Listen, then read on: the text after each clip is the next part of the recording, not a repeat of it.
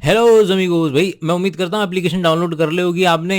रोजाना एक चैप्टर चल रहा है, 200 घंटे के वीडियोस अगर आपको चाहिए नीट और सीयूईटी के लिए तो फिर वो आपको एप्लीकेशन पे मिल जाएंगे। तो फिलहाल आज जो है मैं इस चैप्टर को जो है वो पीडीएफ से तैयार करने वाले हैं, पीडीएफ से रिवाइज करने वाले हैं। लाइनें वही एनसीईआरटी की हैं, बाहर की नहीं है। तो भाई हेल्थ क्या है? अगर आप बॉडी के लेवल पे, फिजिकल लेवल पे बढ़िया है, माइंड के लेवल पे बढ़िया है, स्पिरिट के लेवल पे बढ़िया है। वैसे ये बोलना नहीं चाहिए माइंड और स्पिरिट, स्पिरिट शब्द का इस्तेमाल यहाँ पे गलत हो जाएगा थोड़ा सा क्योंकि उसको आत्मा से जोड़ने लगेंगे लोग। तो फिजिकल डिजीजेज और फिजिकल हेल्थ, तो ये आपका कि फिजिकल हेल्थ केवल और केवल ओवरऑल हेल्थ का एक एक हिस्सा मात्र है। आपकी मानसिक स्थिति भी सही होनी चाहिए, आप सोशल जो है ग्रुप वो भी अच्छा होना चाहिए, तब जाकर के आप पूरे तरीके से हेल्दी कहलाएंगे। भाई ग्रीक फिलोसोफर, इंडियन आयुर्वेदा, ये सिस्टम वगैरह के अंदर में एक ह्यूमर की फिलॉसफी हुआ करती थी कि भैया जिन लोगों के शरीर में ब्लैक बाइल है उन लोगों को बुखार होगा। और ये ह्यूमर जो होते हैं वो 4 अलग अलग तरीके के ह्यूमर होते हैं जो आपकी बॉडी के अंदर में जा अगर ऊपर नीचे हो जाए तो आपकी पर्सनैलिटी वगैरह को और डिजीज़ वगैरह को डिफाइन करते हैं कि आपकी पर्सनैलिटी क्या रहेगी, आपका टेम्परामेंट क्या रहेगा, आपका टेम्परेचर कैसा रहेगा। 4 जो ह्यूमर हैं वो है black bile, yellow bile, fam और ब्लड। तो लोग कहते थे कि जब व्यक्ति को बुखार होता है तो उसके शरीर के अंदर में जो ब्लैक बाइल होता है, तो विलियम हार्वे आए जिन्होंने ब्लड के सर्कुलेशन की डिस्कवरी की थी। उन्होंने दिखा दिया कि भैया देखो ये बंदा है, बंदे के शरीर के अंदर में बंदे को बुखार है और उसके शरीर में कोई ब्लैक बाइल नहीं है, बाइल जो है वो ग्रीन ही है। तो वहाँ से वो गुड ह्यूमर बैड ह्यूमर वाली जो फिलॉसफी है वहाँ से वो ख़त्म हुई, जो कि ख़त्म नहीं हुई है, आज भी चल रही है। अच्छा भैया, ये यहाँ पर डिस्कस कर लेते हैं। क्या कहने की कोशिश कर रहा है, आपको बोलने की कोशिश कर रहा है कि भाई ये जो न्यूरल सिस्टम है आपका, एंडोक्राइन सिस्टम है और इम्यून सिस्टम, ये तीनों मिलकर के आपकी हेल्थ को अफेक्ट करते हैं। आपका ब्रेन, आपका हार्मोनल सिस्टम और आपका इम्यून सिस्टम। तो आपका brain, hormonal system, immune system तीनों मिलकर के आपकी हेल्थ को अफेक्ट करेंगे। इसके अलावा हमारी हेल्थ को इन्फ्लुएंस करने के लिए जेनेटिक डिसऑर्डर भी हो सकते हैं किसी व्यक्ति को, जिसको पैदाइशी जो है कुछ डेफिशिएंसीज हैं और शरीर के जो उसने अपने माँ बाप से इनहेरिट की हैं। इन्फेक्शन हो सकता है भाई, इन्फेक्शन तो आप जानते हैं, कोरोना वायरस के बाद इन्फेक्शन तो सबको ही मालूम है। लाइफस्टाइल डिजीजेस, दारू बहुत पीते हैं, फैटी और बहुत ज़्यादा खाते हैं, उल्टा सीधा खाते हैं, शुगर का बहुत ज़्यादा कंजम्पशन करते हैं, एक्सरसाइज नहीं करते हैं, हैबिट्स अच्छी नहीं है आपकी, दारू पीते हैं, सिगरेट पीते हैं, उससे भी हेल्थ पे फ़र्क पड़ेगा। हेल्थ का जनरली मतलब होता है कि भैया डिजीज़ और इलनेस न होना, तब आप फिजिकली फिट की कैटेगरी में चले जाएंगे। और फिजिकल और मेंटल का भी अपना पूरा पूरा रिलेशन है। ऐसा नहीं है कि केवल और केवल आप फिजिकली फिट हैं तो मतलब फिजिकल अगर आप फिट नहीं है तो उसका असर मेंटल पे पड़ेगा, मेंटली फिट है नहीं है तो उसका असर फिजिकल पे पड़ेगा। तो फिजिकल, मेंटल और सोशल वेलबींग तीनों देखनी पड़ेंगी। अगर हम तीनों सही होते हैं तो फिर हमारी प्रोडक्टिविटी इंक्रीज़ होती है, हम जो है समाज में अच्छे तरीके से पार्टिसिपेट कर पाते हैं, इकोनॉमिक प्रॉस्पेरिटी आती है देश के अंदर में हमारी वजह से। हेल्थ अच्छी होती है तो उम्र बढ़ती है और जो इन्फेंट और मैटरनल का मोर्टेलिटी रेट है, बच्चों की और माओं के मरने का जो दर है वो कम होता है। भाई अच्छी हेल्थ के कैरेक्टरिस्टिक्स क्या हैं ज़रा देख लेते हैं। कि free from sickness, okay fine, कोई अननेसेसरी एंग्जाइटी वगैरह नहीं होती आपका, आपका सोशल और साइकोलॉजिकल टेंशन से आप फ्री रहते हैं, कॉन्फिडेंस आपका बढ़िया रहता है, ज़िंदगी इंजॉय कर रहे हैं ये सारी की सारी, और आप अपनी बेस्ट एफिशिएंसी पर काम कर रहे हैं। डिजीज़ेज और उसके टाइप देखेंगे कि कोई भी ऐसी चीज़, जिसका मतलब विदाउट, ईज़ का मतलब आसानी, मतलब कि जब हम विदाउट आसानी अपने शरीर के अंदर में अच्छा फील नहीं कर रहे, अच्छा ईजी फील नहीं हो रहा है हमें, तो वो डिजीज़ कंडीशन है। अब ये पैदाइशी हो सकती हैं, उन्हें कंजेनाइटल डिजीज़ कह देते हैं, जो जेनेटिकली इनहेरिटेड होती हैं, जो पैदाइशी मतलब माँ बाप से लेकर के आए हैं, और कुछ होती हैं एक्वायर्ड, जो पैदा होने के बाद हम लेते हैं। कंजेनाइटल की अगर बात करें तो कंजेनाइटल के अंदर में अगर आप देखें, इसको ऐसे लेते हैं तो जीन में म्यूटेशन हो जाती है, जैसे कि हीमोफीलिया, कलर ब्लाइंडनेस वगैरह वगैरह, डाउन सिंड्रोम, या तो जीन में म्यूटेशन हो जाएगी या क्रोमोसोम के लेवल पे म्यूटेशन हो जाएगी, तो डाउन सिंड्रोम, क्लिनफेंटर सिंड्रोम। अगला है एक्वायर्ड वाला। तो एक्वायर्ड वाले के अंदर में क्या है कि भाई bacteria, virus, protozoa, helminths, fungus, कोई भी ऐसी चीज़ जो कि आपको कम्युनिकेबल डिजीज़ जो आप फैला सकते हैं, अगर आपको है तो आप दूसरे व्यक्ति को भी फैला सकते हैं। दूसरा है नॉन कम्युनिकेबल डिजीज़, जिसके अंदर में भाई आर्थराइटिस हो गया, घुटनों के बीच में जो फ्लूइड होता है वो ख़त्म हो गया, कैंसर हो गया, एलर्जी हो गया, या आप दूसरे को नहीं फैला सकते, डायबिटीज़ हो गया, या आप दूसरे को नहीं फैला सकते। तो ये दो तरीके की डिजीज़ हो गई। Common diseases in human, human के अंदर में क्या कॉमन डिजीज देखने को मिलते हैं आपको, वो देख लेते हैं फटाफट। कोई भी ऐसी चीज़ जो आपके शरीर के अंदर में ज़्यादा या कम हो गई है, उसकी वजह से आपको तकलीफ हो रही है, वो डिजीज़ का एजेंट है। अगला जो टर्मिनोलॉजी जो हम समझना चाहेंगे वो है पैथोजन। भैया पैथोजन, पैथो का मतलब होता है डिजीज़, जेन का मतलब होता है जेनरेटिंग एजेंट, मतलब डिजीज़ जेनरेटिंग एजेंट। वो बैक्टीरिया भी हो सकता है, वो आपका वायरस भी हो सकता है, फंगस भी हो सकता है, वो प्रोटोजोआ भी हो सकता है। पैथोजन जो है वो ज़्यादातर आपके पैरासाइट की तरह काम करते हैं, मतलब आपको नुकसान होगा, उनको फ़ायदा होगा। आप जो हैं उनको रख रहे हैं, अगर वो पैरासाइट हैं तो आप जो हैं होस्ट हो जाएंगे। जो ट्रांसमिशन होता है ये वो अभी उनको अपनी अगर ज़िंदगी आगे कंटिन्यू रखनी है तो उन्हें मेक श्योर करना पड़ेगा कि आप दूसरे व्यक्ति को भी ये चीज़ फैलाएं। और पॉपुलेशन में जिस तरीके से फैलती है और उसकी स्टडी को हम कहते हैं एपिडेमियोलॉजी। के आज बोलते दिल्ली में इतने लोगों को संक्रमण का पॉजिटिव आया है और इतने लोगों की डेथ हुई है, तो वो एपिडेमियोलॉजी आती है। अगर एक बार व्यक्ति के शरीर में कोई होस्ट के अंदर में जब पैथोजन एंटर कर जाता है तो फिर वो डिवाइड करने लगता है, मल्टीप्लाई करने लगता है पागलों की तरीके से, उसकी नॉर्मल फंक्शनिंग के साथ इंटरफेयर करता है और उसके जो असर हैं वो आपको मॉर्फोलॉजिकल लेवल पे, जैसे दाने वगैरह हो जाना, बुखार होना, अच्छा फील ना करना, लॉस ऑफ एपेटाइट, ये सब तरीके से, या फंक्शनल के डैमेज पे आप ठीक से काम नहीं कर पाएंगे। फंक्शन के लिए मतलब ये भूख ना लगना फंक्शन हो जाएगा, और मॉर्फोलॉजिकल में अगर आपको दाने हो जाते हैं तो मॉर्फोलॉजिकल में चला जाएगा। पैथोजन जो है host adapts itself on to the based of environment. ये समझिए कि देखिए पैथोजन, अगर दुनिया में करोड़ों तरीके के वायरसेस हैं लेकिन हमें कितने ही वायरस हैं जो हमें अफेक्ट करते हैं। तो होस्ट और जो जो मान लीजिए कि समझिए कि जो एक पर्टिकुलर वायरस है वो अगर इंसान को अफेक्ट कर रहा है तो इसका मतलब ये नहीं कि वो पेड़ को भी अफेक्ट करेगा। तो असल में एक रिश्ता होता है होस्ट और जो पैथोजन होता है उन दोनों के बीच का। वो दोनों जब चीज़ें मिलती हैं तब जाकर के आपका एक खूबसूरत सा डिजीज आती है। Pathogen entering into the gut should survive at low pH. जैसे कि हेलिकोबैक्टर पाइलोराई जो होता है वो एक ऐसा बैक्टीरिया है जो कि हमारे गट के अंदर में जाकर के कम पीएच पे भी सर्वाइव कर जाता है और फिर हमें अल्सर कॉज करवा देता है। सबसे पहला है टाइफाइड। टाइफाइड होता है सैल्मोनेला टाइफी की वजह से, और ये होता है आपका बेसिकली कंटेमिनेटेड वाटर और कंटेमिनेटेड फूड वगैरह की चीज़ों से जो है बैक्टीरिया जो है वो आपका स्मॉल इंटेस्टाइन में चला जाएगा और वहाँ से माइग्रेट कर सकता है ब्लड के थ्रू बाकी ऑर्गन्स के अंदर में। सिम्टम्स की बात कर लेते हैं। सिम्टम्स की अगर हम बात करें, इसको हटा दिया जाए, तो भाई आपका फीवर रहेगा, वीकनेस रहेगी, पेट में दर्द रहेगा, कॉन्स्टिपेशन रहेगा, हेडेक रहेगा, भूख नहीं लगेगी, और बहुत ज़्यादा सीवियर केसेस के अंदर में पेट के अंदर में छेद हो जाएंगे, इंटेस्टाइन के अंदर में छेद हो जाएंगे। विडाल टेस्ट जो कि एक एलाइजा बेस्ड टेस्ट है जिसकी वजह से आपको टाइफाइड का पॉजिटिव और नेगेटिव पता चल जाएगा। बहुत ज़्यादा लेवल पे होने वाला ये टेस्ट है। एक स्पेशल कहानी एनसीईआरटी में दी हुई है मैरी मैलन की, जो कि जिनको टाइफाइड था लेकिन वो खाना बनाते नहीं, ब्रेड बनाते नहीं, लोगों को देती नहीं, और उससे वो जो टाइफाइड मैरी के नाम से फेमस हुई क्योंकि वो कैरियर थी और लोगों को फैलाती रहीं।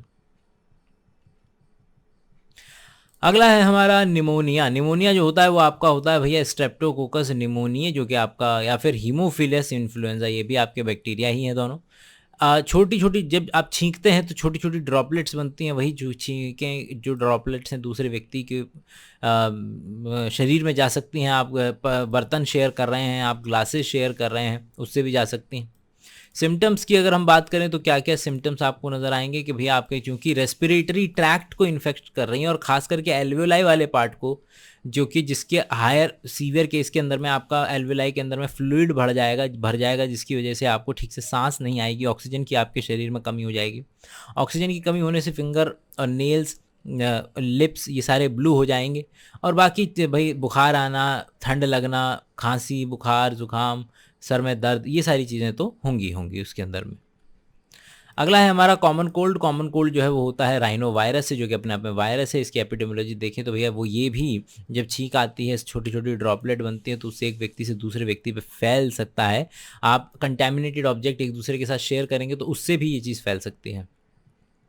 सिम्टम्स के अंदर में क्योंकि ये आपका नोज़ वाले पार्ट को अफेक्ट करेगा, नाक बहने लगेगी, रेस्पिरेटरी पैसेज को अफेक्ट करेगा, लेकिन लंग्स को अफेक्ट नहीं कर रहा है, ध्यान रखिएगा।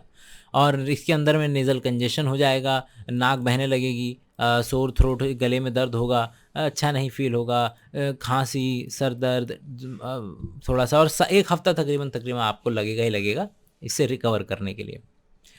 अगला है हमारा मलेरिया। मलेरिया होता है आपका प्रोटोजोआ से, और प्रोटोजोआ में plasmodium vivax, plasmodium malaria, plasmodium falciparum, plasmodium falciparum जो है वो सबसे ज़्यादा खतरनाक कैटेगरी के अंदर में आता है। इसकी बात करें तो ये फीमेल एनाफिलीज मॉस्किटो होती है, जिसको अपने अंडों को न्यूट्रिशन देना होता है, जिस जो कि वो ह्यूमन के खून से देती है। टारगेट ऑर्गन, दो मेन ऑर्गन है जहाँ पर ये टारगेट करता है, वो है आरबीसी और लिवर।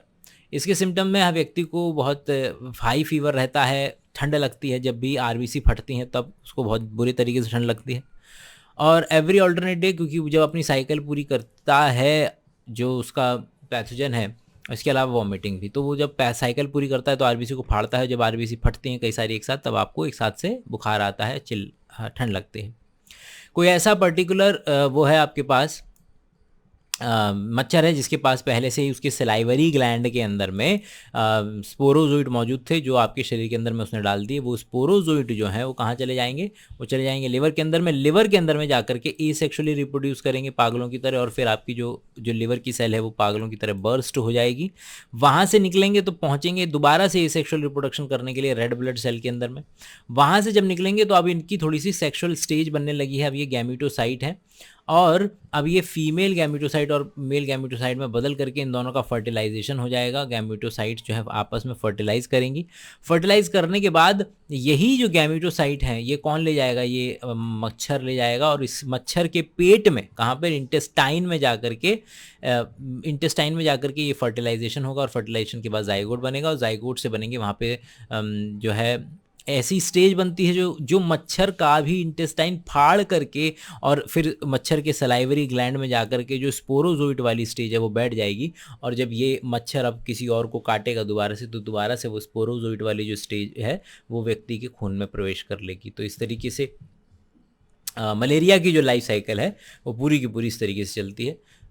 वही लिखा हुआ है इसके अंदर में कि इसके अंदर में दो होस्ट हैं, ह्यूमन है, मॉस्किटो है, फीमेल एनाफिलीज से फैलता है। और जो है स्टार्ट होता है कहाँ से? स्पोरोजोइड जो है जब फीमेल एनाफिलीज मॉस्किटो से व्यक्ति के शरीर के अंदर में एंट्री ले लेता है, फिर वहाँ पर वो लिवर में डिवाइड करता है, उसके बाद आरबीसी के अंदर में डिवाइड करता है, और फिर आरबीसी को रप्चर करता है। और आरबीसी को जब रप्चर करता है तभी जो है एक टॉक्सिक सब्सटेंस जो है वो रिलीज़ होता है, जिसको हम हीमोजोइन कहते हैं। और हीमोजोइन जब रिलीज़ होता है तो फिर आपकी बॉडी के अंदर में बहुत ज़्यादा ठंड लगती है, बहुत ज़्यादा तेज़ बुखार आता है। इसके अलावा इन्फेक्टेड ह्यूमन जो है वो इनटू द भाई अब जो है वहाँ से गैमेटोसाइट वाली जो स्टेज है वो एंट्री ले लेती है दोबारा से फीमेल एनाफिलीज मॉस्किटो के अंदर। वहाँ पर वो जा कर के उसके इंटेस्टाइन में जाकर के फर्टिलाइजेशन होता है, और वहाँ से जो है उसका इंटेस्टाइन फाड़ करके स्पोरोजोइट वाली जो स्टेज है वो कहाँ चली जाती है? वो इसमें सलाइवरी ग्लैंड में चली जाती है। अगला है हमारा अमीबिक डिसेंट्री या अमीबियासिस एंटामीबा हिस्टोलिका, जो कि दोबारा से एक प्रोटोजोन है, उसी की वजह से होता है। देखा जाए तो ये पैरासाइट जो है वो फीकल मैटर से, अगर लो आप खाना पॉटी करके और निर्वित्त हो करके हिंदी में पायखाने में जाने के बाद अपना हाथ नहीं धोते हैं अच्छे से, और तो उसकी वजह से वो चीज़ें एक व्यक्ति से दूसरे व्यक्ति में फैल सकते हैं। जहाँ लोग मलमूत्र शौचालय करते हैं वहाँ अगर बच्चे बैठे हैं खेल रहे हैं तो वहाँ पर उनके हाथों के थ्रू, खाने के थ्रू उनके शरीर में प्रवेश कर सकता है। इसका जो कैरियर है वो हाउस फ्लाई है। हाउस फ्लाई पे मलमूत्र पे बैठते हैं और वहाँ से एक जगह से दूसरी जगह इसको फैलाया जा सकता है, फैला सकते हैं वो। ड्रिंकिंग वाटर हो, faecal matter, contaminated faecal matter, इन सब चीज़ों से ये चीज़ जो है फैल सकती है। लार्ज इंटेस्टाइन इसका मेन टारगेट ऑर्गन है। इसके अंदर में आपको कॉन्स्टिपेशन, एब्डोमिनल पेन, क्रैम्प्स का मतलब होता है कि मसल्स ऐसे मरोड़ कहते हैं इसको आम भाषा के अंदर में, कि भाई आपको वेव की फॉर्म में जो है दर्द होगा। स्टूल जो है वो एक्सेस म्यूकस के साथ आएगा या ब्लड क्लॉट के साथ भी आ सकता है। अगला है हमारा एस्केरियासिस। एस्केरियासिस राउंड वर्म है, ध्यान दीजिएगा, राउंड वर्म है, अर्थवर्म नहीं है। एस्केरियासिस से हो जाता है आपका, एक हेलमिन्स है, वर्म है आपका। अगर देखा जाए एपिडेमियोलॉजी की बात की जाए तो वही कंटेमिनेटेड वाटर और वेजिटेबल फ्रूट अगर आप ठीक से धोकर नहीं खाएंगे, उसके लिए ज़रूरी नहीं है कि आपको कैंट वाटर के उसकी ज़रूरत पड़ेगी, आप नॉर्मल अच्छे से धोकर के उसे पकाएं। अगर जहाँ पर वही खेतों के अंदर में लोग जाते हैं, फीकल मैटर मतलब कि वहाँ पर मौजूद होता है और उसके साथ साथ वहाँ पर खेती भी हो रही है, तो वहाँ पे फल सब्जियाँ भी हैं, और अगर वहीं से उठा करके बेच दी जाएँ और वहाँ से वो एग और पैरासाइट लेकर के आपके घर में आ जाएँ और आप धोएं नहीं, तो फिर वो आपको लग सकता है। इंटेस्टाइन इसका भी टारगेट ऑर्गन जो है वो इंटेस्टाइन ही है। इंटरनल ब्लीडिंग जो है वो आपका इंटेस्टाइन के अंदर में हो सकती है, मसल्स के अंदर में पेन, फीवर, खून की कमी, और इंटेस्टाइन को ब्लॉक भी किया जा सकता है इसके अंदर में, पेट के अंदर में बहुत ज़्यादा मात्रा में। ये ऑपरेशन, इसके वीडियोस अगर आप देखेंगे तो पड़े हुए हैं, मैगी की तरह पेट में से जो है वो सोइयों निकाले जाते हैं। अगला है हमारे पास एलिफेंटियासिस या फिलेरियासिस, वोकेरेरिया बैंक्रॉफ्टाई या वोकेरेरिया मलाय, जो कि आपके हेलमिन्स हैं उन्हीं के द्वारा ये होता है। एपिडेमियोलॉजी की अगर हम बात करें तो फीमेल मॉस्किटो क्यूलेक्स जो है इसके अंदर में वेक्टर है। लिम्फ वेसल्स, और वो भी खास करके लोअर लिम्स की और जेनाइटल ऑर्गन्स, ये वाली वो जगह है जहाँ पर ये असर करता है। क्रॉनिक का मतलब होता है जो लंबे समय तक चलता है, तो ये लंबे समय तक चलने वाला जो है इन्फ्लामेशन है। इन्फ्लामेशन के अंदर में आप जानते हैं कि 5 कार्डिनल साइंस होते हैं, लॉस ऑफ फंक्शन, हीट, लाल हो जाना, और पेन, और अब एक और कौन सा बचा आपका, स्वेलिंग। तो वहाँ पर जहाँ 5 कार्डिनल साइंस इन्फ्लामेशन के हैं आपके, जहाँ पर लिम्फेटिक वेसल्स मोटी होने लगती हैं धीरे धीरे धीरे धीरे, एक वक्त के बाद आपका पैर एलिफेंट के जैसा हो जाता है और जिसको हम एलिफेंटियासिस कहते हैं। जेनाइटल ऑर्गन्स जो है वो डिफॉर्म हो जाएंगे, जाहिर सी बात है, और इस तरीके का पैर आपको नज़र आएगा। इसकी लाइफ साइकिल आपकी एनसीईआरटी में नहीं दी गई है। रिंगवर्म की बात करें तो सब माइक्रोस्पोरम, जो कि एक फंगस है, ट्राइकोफाइटॉन, एपिडर्मिस शब्द आ रहा है वहीं से, और फाइकोलॉजी माइकोलॉजी आप जानते ही हैं। तो एपिडर्मोफाइटॉन, ये सारे के सारे फंगस है जिनकी वजह से आपका रिंगवर्म हो सकता है। आज जब भी बारिश का मौसम होता है तब ज़्यादा फैलता है। आप धरती से ले सकते हैं इसे, अगर आप दूसरे व्यक्ति जिसको ये ऑलरेडी है उसका अगर टॉवल का इस्तेमाल कर रहे हैं तो उससे फैल सकता है। हॉस्टल वगैरह में बहुत तेज़ी से फैलता है। हीट मॉइस्चर एनहेंसेस हीट, क्योंकि फंगस को ग्रो होने के लिए हीट और मॉइस्चर बेहतरीन चीज़ें लगती हैं, इसलिए ये वहाँ ग्रो कर जाता है अच्छे तरीके से। स्किन, नेल्स के अंदर में, स्किन के फोल्ड्स के अंदर में, ग्रॉइंस के अंदर में, जहाँ पर आप वो चीज़ खुलती नहीं है, शरीर में दिखती नहीं है, तो हमारे ग्रॉइंस वाला एरिया हो गया, हमारी बगलें हो गई, हमारे ऐसी चीज़ें जो कि थोड़ा छुपी रहती हैं, वहाँ पर इनके होने की संभावना कंपैरेटिवली ज़्यादा होती है। सिम्टम्स के अंदर में जहाँ पर भी ये ग्रो करेंगे तो रिंग की शेप सी बन जाती है, स्केली लीजन से बन जाते हैं, और वहाँ पर अगर इचिंग होगी तो वो फैलेगा बहुत ज़्यादा। तो इस तरीके से ये गोल गोल तरीके से चारों दिशाओं में से फैल रहा है इस तरीके से। एथलीट फुट भी बोलते हैं इसको, माइक्रोस्पोरम ऐसा दिखता है। आइए अगले पॉइंट पे चलते हैं। जितनी भी डिजीज़ आपकी एनसीईआरटी में दी थी वो हम कर चुके हैं, तो ये prevention and control of disease के बारे में बताएगा हमें कि कैसे चीज़ों को या तो रोका जाए या फिर उनको फिर कंट्रोल किया जाए। आप पर्सनल लेवल पे हाइजीन रखेंगे और पब्लिक लेवल पे भी, क्योंकि अगर आप पर्सनल लेवल पे हाइजीन रख भी रहे हैं हॉस्टल के अंदर में तो इस बात की संभावना है आपका पड़ोसी ना रख रहा हो और वहाँ से आपको फंगल इन्फेक्शन जो है हो जाए। फूड और वाटर डिजीज़ जो है वो आप उनको एक थैले में डाल सकते हैं कि खाने पीने वाली जो डिजीज़ हैं जो बेकार खाने पीने से फैलती हैं, कुछ जो है जो एयर से फैलती हैं वो हैं, और कुछ जो हैं वेक्टर बॉर्न डिजीज़ हैं जो कि बैक्टीरिया, फंगस, हेलमिन्स, प्रोटोजोआ इनसे फैलती हैं। फूड और वाटर बॉर्न डिजीज़ की बात कर लेते हैं सबसे पहले ज़रा। तो पर अगर आप हाइजीन रखेंगे, अपनी बॉडी को क्लीन रखेंगे, क्लीन ड्रिंकिंग वाटर पिएंगे, फल सब्जियां फ्रूट वगैरह जो है धो कर के खाएंगे, और प्रॉपर पब्लिक हाइजीन अगर रखेंगे, इंडिया में जानते हैं आपके बस स्टैंड के बगल में लोग मल मूत्र का त्याग कर रहे हैं, खेतों में कर रहे हैं, तो अब ऐसी कंडीशन में बीमारियों का फैलना लाजमी है।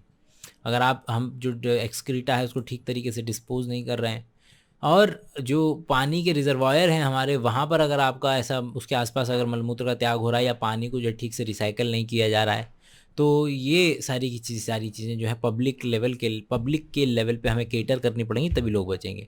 जिसके कुछ एग्जांपल हैं टाइफॉइड, अमीबियासिस और एस्कैरियासिस।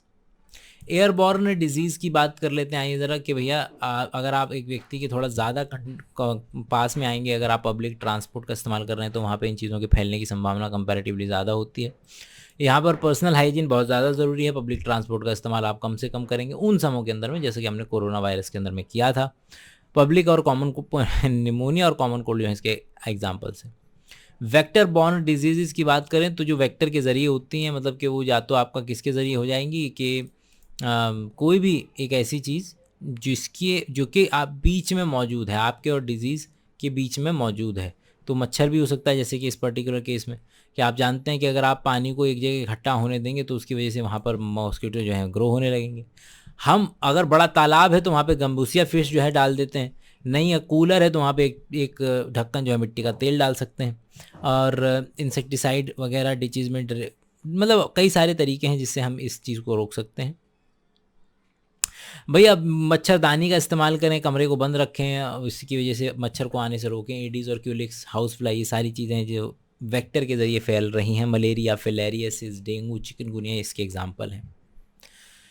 डिजीज़ को आजकल हम और भी अच्छे तरीके से प्रिवेंट कर सकते हैं, जिनके जिनके कुछ एग्जांपल हैं कि वैक्सीनेशन, मतलब कि आपको बचपन में ही वैक्सीनेशन दे दिया जाए, जो कि आजकल बहुत पॉपुलर हो चुका है। जिस मतलब वैक्सीनेशन तो चल ही रहा है, जैसे इंद्रधनुष प्रोग्राम चलता है इंडिया के अंदर में बच्चों के लिए, बट लोग अवेयर हो चुके हैं इससे कि जिनके बच्चे नहीं भी हैं उन्हें भी मालूम है कि हाँ, वैक्सीनेशन करवाया जाता है। भारत के अंदर में से स्मॉल पॉक्स को इरेडिकेट कराया जा चुका है, पोलियो को इरेडिकेट कराया जा चुका है। ये डिजीज़ भारत में अब नहीं मिलती हैं, क्योंकि अच्छे से हम बच्चों का वैक्सीनेशन कर चुके हैं, इम्यूनाइजेशन। देखिए वैक्सीनेशन के अंदर में आप क्या देते हैं, वैक्सीनेशन के अंदर में आप कोई भी ऐसा एटीन्यूएटेड वायरस, मरा हुआ वायरस, टुकड़े वायरस का डीएनए, ये चीज़ें शरीर के अंदर में देते हैं, और उसकी वजह से बॉडी जो क्षमता डेवलप करती है उसको कहते हैं इम्यूनाइजेशन। और ऐसा नहीं है कि बाहर से जब तक आप नहीं देंगे तब तक होगा नहीं। कभी कभी आपको ऐसा भी होता है कि जैसे आपको बचपन के अंदर में, जिसको आप काउ बेल्ट के अंदर में बोलते हैं माता आ गई है, या जिसको बोला जाता है चिकन पॉक्स, तो चिकन पॉक्स अगर बच्चे को एक बार हो जाए तो फिर दोबारा नहीं होते हैं। थ्रू बायोटेक्नोलॉजी के ज़रिए हम ये नई सेफ़र और बढ़िया ड्रग जो है आजकल बनवा पा रहे हैं, जिसकी वजह से, और एंटीबायोटिक की डिस्कवरी हो चुकी है, वरना लोग बहुत ज़्यादा मर जाया करते थे। एंटीबायोटिक बैक्टीरियल इन्फेक्शन से बहुत ज़्यादा लोग मरा करते थे। और ये तो बाकी ड्रग्स ने हमको डिजीज़ से लड़ने में बहुत बड़ी क्षमता प्रदान की है। इम्यूनिटी, हमारी बॉडी की ओवरऑल क्षमता किसी डिजीज़ से लड़ने की, वो हमारी कहलाती है इम्यूनिटी। और जो फॉरेन एजेंट्स हैं जो हमारे शरीर के अंदर में आ सकते हैं और डिजीज़ कॉज कर सकते हैं, तो उन्हें कहते हैं पैथोजेंस। पैथो मतलब कि डिजीज़, जेन मतलब generating agent, disease generating agent मतलब पैथोजन। इम्यूनिटी की अगर टाइप देखा जाए तो इनेट इम्यूनिटी होती है आपकी एक, और एक एक्वायर्ड इम्यूनिटी होती है। जो आपके पास जन्मजात होती है वो आपकी इनेट इम्यूनिटी है, जो आप ज़िंदगी में एक्वायर करते हैं वो एक्वायर्ड इम्यूनिटी है। पैदाइशी जो मिलेगी from the time of birth से जो आपके पास मौजूद है वो आपकी इनेट इम्यूनिटी है। एक्वायर्ड इम्यूनिटी आपके पास बर्थ से नहीं है, और ये पैथोजन को स्पेसिफिक होती है कि अगर आपको एक पर्टिकुलर पैथोजन ने पीटा है तो आप उसी के खिलाफ इम्यूनिटी जो है डेवलप करेंगे। और ये जो है मेमोरी के बेस पे होता है कि हमारे जो लिम्फोसाइट्स होती हैं उसमें कुछ मेमोरी सेल्स होती हैं जो कि याद रखती हैं कि पिछली बार किसने अटैक किया था, तो अब अगली बार जब वो आएगा व्यक्ति तो उसको कम समय में ज़्यादा पीटा जा सकेगा। देखिए भैया, इनेट इम्यूनिटी को आपने डिवाइड, वो इम्यून सिस्टम को हमने डिवाइड किया है इनेट इम्यूनिटी और एक्वायर्ड इम्यूनिटी के अंदर में। एक्वायर्ड इम्यूनिटी भी दो तरीके की होती है, ह्यूमरल इम्यूनिटी और सेल मीडिएटेड इम्यूनिटी। क्योंकि एंटीबॉडीज आपके ब्लड में घूमती रहती हैं, ब्लड एक तरल पदार्थ है, तरल पदार्थ का दूसरा नाम ह्यूमर होता है, इसलिए इसका नाम है ह्यूमरल इम्यूनिटी। दोबारा से, ह्यूमर मतलब तरल पदार्थ ब्लड, ब्लड के अंदर में एंटीबॉडी घूम रही हैं, इसलिए एंटीबॉडी और एंटीबॉडी बनाने वाली सेल्स ये आएंगी ह्यूमरल इम्यूनिटी के अंदर में। और सेल मीडिएटेड इम्यूनिटी में टी सेल और बी सेल आएंगे। देखिए हमारे शरीर के अंदर में ब्लड है, ब्लड के अंदर में सेल हैं, सेल के अंदर में WBC, RBC और प्लेटलेट है। WBC की अगर मैं बात करूँ तो WBC में आपका ग्रैनुलोसाइट और ए ग्रैनुलोसाइट आ जाएगा। ए ग्रैनुलोसाइट के अंदर में आपका आ जाएंगे ये वाले मोनोसाइट और लिम्फोसाइट्स। और लिम्फोसाइट में होती हैं दो तरीके की लिम्फोसाइट, टी लिम्फोसाइट और बी लिम्फोसाइट। इनेट इम्यूनिटी पे आ जाइए ज़रा, कि इम्यूनिटी जो है नॉन स्पेसिफिक होती है, जन्मजात आपके पास है तो उसको क्या पता कि कल को आपको कौन सा बैक्टीरिया जो है आपके अटैक करने वाला है, तो वो उतना स्पेसिफिक नहीं होती और बर्थ से प्रेजेंट होती है। इम्यूनिटी इज़ प्रोवाइडेड बाय अलग अलग तरीके के मेथड्स हैं। जो सबसे पहला है उसको हमने डिफाइन कर दिया है टाइप ऑफ बैरियर्स के अंदर में, कि फिजिकल बैरियर के लेवल पे, कि physical barrier, physiological barrier, cellular barrier, cytokinin barrier, जिसके ज़रिए हम फॉरेन बॉडीज़ के खिलाफ लड़ सकते हैं। फिजिकल बैरियर के अंदर में हमारा क्या है, हमारी जो है स्किन आ जाएगी, कि अगर हम कंट्रोल में ही नहीं आ रहे हैं माइक्रोब के साथ में तो हम क्या हैं, कि हम फिजिकल बैरियर हैं। स्किन हमारा सबसे बेहतरीन इम्यून सिस्टम का पार्ट है जो कि हमें बचा रहा है, क्योंकि हम माइक्रो ऑर्गेनिज्म के कांटेक्ट में ही नहीं आ पा रहे हैं। क्योंकि अब जो लोग बर्न वाले पेशेंट होते हैं वो मरते हैं इन्फेक्शन से, न कि इसलिए कि उनकी स्किन चली गई है। म्यूकस की कोटिंग होती है वहाँ पर, lining of respiratory, gastrointestinal, urogenital tract traps microbes. अगले पे चलते हैं, फिजियोलॉजिकल बैरियर पे आ जाइएगा ज़रा। फिजियोलॉजिकल बैरियर, फिजियोलॉजी के अंदर में हमारे शरीर की फिजियोलॉजी क्या है कि एसिड प्रोड्यूस करते हैं तो पेट के अंदर के बैक्टीरिया मर जाएंगे। मुंह में सलाइवा मौजूद है हमारे, उसके अंदर में लाइजोजाइम है तो मुंह में बैक्टीरिया मरेंगे। टीयर के अंदर में भी लाइजोजाइम है। ये हमारे फिजियोलॉजिकल बैरियर्स के अंदर में आते हैं। सेलुलर बैरियर के अंदर में जो शरीर के अंदर में लड़ाई कर रहे हैं सेल के लेवल पे, तो हमारे को इम्यूनिटी प्रोवाइड कर रहे हैं। कैसे प्रोवाइड कर रहे हैं कि वो पैथोजन को खा जाते हैं, खा करके ख़त्म करते हैं सेल के लेवल पे। उसमें सबसे अच्छा एग्जांपल है हमारे ल्यूकोसाइट और डब्ल्यूबीसी। और डब्ल्यूबीसी में भी सबसे अच्छे हैं हमारे दो सेल। पहला पॉलीमॉर्फोन्यूक्लियर ल्यूकोसाइट, जिसको कि आप न्यूट्रोफिल के नाम से भी जानते हैं, जो कि ब्लड में सबसे ज़्यादा मात्रा में 60% मिलता है और हर जगह ये मौजूद होगा। दूसरा है मोनोसाइट और नेचुरल किलर सेल, ये भी लिम्फोसाइट ही है। मोनोसाइट आगे जा करके क्या बना लेती है, मोनोसाइट आगे जा करके मैक्रोफेज बना लेती है और फेगोसाइटोसिस करती रहती है। साइटोकाइनिन के बैरियर की बात कर लेते हैं कि साइटोकाइनिन क्या होता है। देखिए क्या रहता है कि कभी भी हम इंटरफेरॉन का एग्जांपल ले लेते हैं। इंटरफेरॉन का नाम ही आ रहा है इंटरफियर। ये किस में इंटरफियर करता है, मतलब मान लीजिए आपके पास एक सेल है और ये यहाँ पे सेल है, अगर इस सेल के अंदर में वायरस ने अटैक कर दिया तो ये सेल निकालेगी इंटरफेरॉन। इंटरफेरॉन जाकर के इस सेल को बोलेंगे भैया तू डिवाइड मत कर, और खुद तो डिवाइड कर मत, और बैक्टीरिया जो तेरे अंदर आएगा उसको भी मत डिवाइड करने दियो। इसको कहा जाता है इंटरफेरॉन। ज़्यादातर वायरस इन्फेक्टेड सेल जो है वो इंटरफेरॉन का प्रोडक्शन करती है। और याद रखिएगा इंटरफेरॉन शब्द आ रहा है इंटरफियर से, इंटरफियर रेप्लिकेशन का इंटरफियर। अगला है हमारा एक्वायर्ड इम्यूनिटी। एक्वायर्ड इम्यूनिटी की बात करें कि भैया ये पैथोजन स्पेसिफिक होती है कि आपके शरीर के अंदर में कोई स्पेसिफिक पैथोजन वार कर रहा है। मेमोरी, जिसके अंदर में हमने डिस्कस किया था कि जो बी सेल होती है, इसके अंदर में बी सेल जो है वो मेमोरी सेल बनाती है, जिसको बी मेमोरी सेल बोल देते हैं। पैथोजन एनकाउंटर्स द बॉडी, पहली बार जब बॉडी में पैथोजन घुसता है तो उसको कहते हैं प्राइमरी इम्यून रिस्पॉन्स आएगा तब। लेकिन जब वो दूसरी बार घुसेगा तो फिर उसको बोलते हैं सेकेंडरी रिस्पॉन्स आएगा। पहली बार जब आएगा तो जो रिस्पॉन्स है थोड़ा सा लो होता है, लो इंटेंसिटी का रिस्पॉन्स होता है जब वो पहली बार आएगा। लेकिन जब वो दूसरी बार आएगा तो हाई रिस्पॉन्स होगा, कम समय के अंदर में ज़्यादा खतरनाक रिस्पॉन्स दिखेगा। ऐसे रिस्पॉन्स को हम एनामेस्टिक रिस्पॉन्स भी कहते हैं। Secondary response produces in body due to the memory of the first encounter, कि पहली मेमोरी को याद, पहले एनकाउंटर को याद रखा गया है, इसलिए दूसरा एनकाउंटर ज़्यादा खतरनाक हुआ है। एक्वायर्ड इम्यूनिटी, जो हम एक्वायर्ड इम्यूनिटी की अगर हम बात करें, एक्वायर्ड इम्यूनिटी का जो एक्शन है वो दो तरीके से हो सकता है। वो है एंटीबॉडी मीडिएटेड, जिसको कि ह्यूमरल इम्यूनिटी कहते हैं, और एक होता है cell mediated immunity. Cell mediated immunity मतलब कि जो हमने अभी डिस्कस किया कि बी लिम्फोसाइट जो होती हैं वो बनाएंगी आपका एंटीबॉडी, और एंटीबॉडी को छोड़ देंगी ब्लड में। ब्लड होता है तरल पदार्थ, तरल पदार्थ को बोलते हैं ह्यूमर। तो ये है, इसलिए ये एंटीबॉडी मीडिएटेड रिस्पॉन्स हो गया।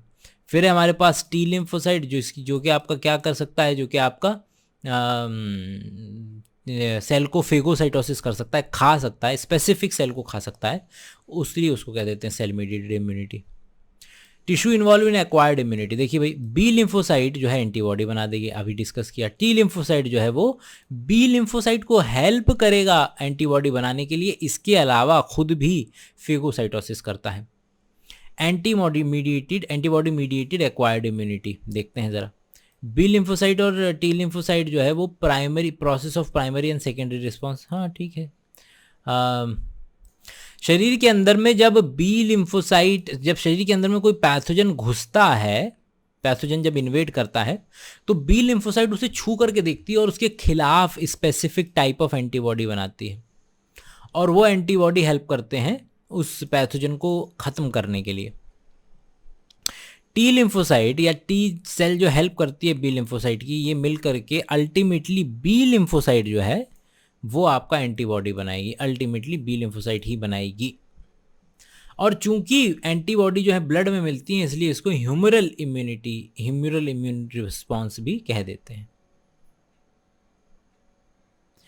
एंटीबॉडी का स्ट्रक्चर देख लेते हैं भाई ज़रा।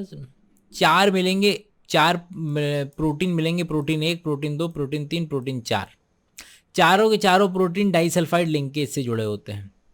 दो चेन जो होती है लंबी वाली होती हैं, दो लार्ज चेन है, और दो जो हैं लार्ज मतलब कि दो हैवी चेन है, और दो जो हैं आपके लाइट चेन है। और बड़ी वाली जो चेन है कैसी होगी, बड़ी वाली चेन जो है कैसी होगी, उसके बेसिस पर अगर वो अल्फ़ा है तो IgA, अगर वो गामा है तो IgG, अगर वो म्यू है तो IgM, अगर वो एप्सिलम है तो IgE। तो बड़ी वाली चेन के बेसिस पर नामांकरण किया होता है इनका। तो चलिए आइए डिस्कस कर लें कि एंटीबॉडी प्रोटीन जो है लिम्फोसाइट बना रहा है, ठीक है। 4 पेप्टाइड की चेन बनती है, ठीक है। 2 छोटी होती हैं, 2 बड़ी होती हैं, सारी की सारी डाइसल्फाइड लिंकेज से जुड़ी होती हैं। और जो है दोनों चेन, चाहे हैवी हो चाहे लाइट हो, दोनों के दो दो पार्ट होते हैं। एक है जो एंटीजन से जो है वो बाइंड करेगा, वो वाला पार्ट है, और एक जो है कांस्टेंट रहेगा, वो वाला पार्ट है, कांस्टेंट वाला पार्ट है।